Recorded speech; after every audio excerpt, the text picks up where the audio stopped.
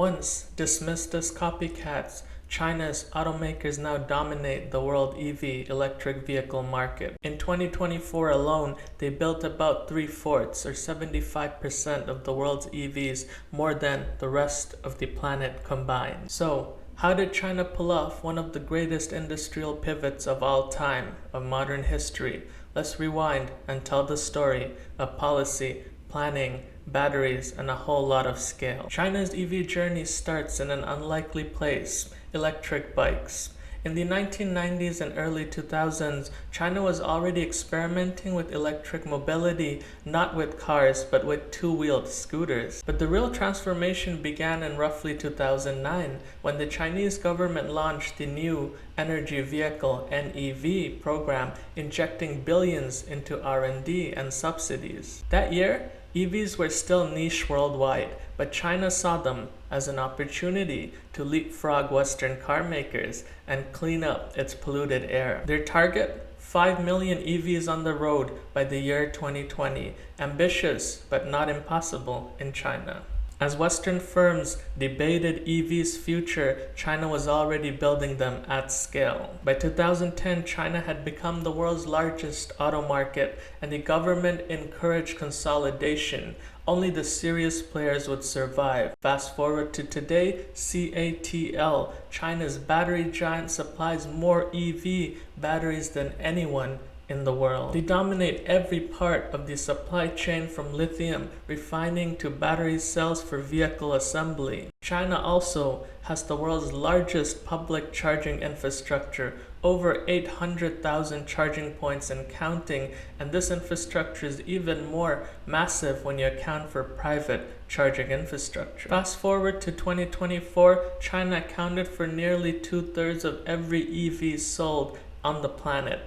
Over 12.4 million EVs were built in China alone last year. That's about 70% of global EV production. And they aren't just for domestic buyers. Over 2 million of these EVs were exported to more than 180 countries, making China's EVs common sights from Bangkok to Berlin. One name towers over China's EV industry: BYD. Founded in 1995 as a battery company, BYD began producing EVs in the late 2000s. Today, they are the world's largest EV manufacturer, even outselling Tesla globally in some quarters. In 2024, BYD sold over 3.7 million new energy vehicles, capturing over 30% of China's domestic EV market. Compare that to Tesla's roughly 6% market share in China. It's really no contest. But BYD is just one of many companies in the domestic Chinese EV market.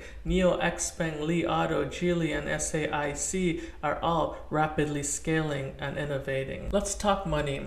China's government has poured in an estimated $230 billion into EV development over the last 15 years. This funding includes purchase subsidies for consumers, tax incentives for manufacturers, and massive investments in R&D and infrastructure. In 2024, China launched the National Trade-in Program that saw over 6.6 million vehicles swapped and over 60% of EVs replaced. In other words, China just didn't let EV market grow, it built it top to bottom. China's EV surge has begun shaking up the global car industry. In Europe, Chinese-made EVs are often 30 to 40% cheaper than local makes, leading to anti-dumping investigation and tariff threats.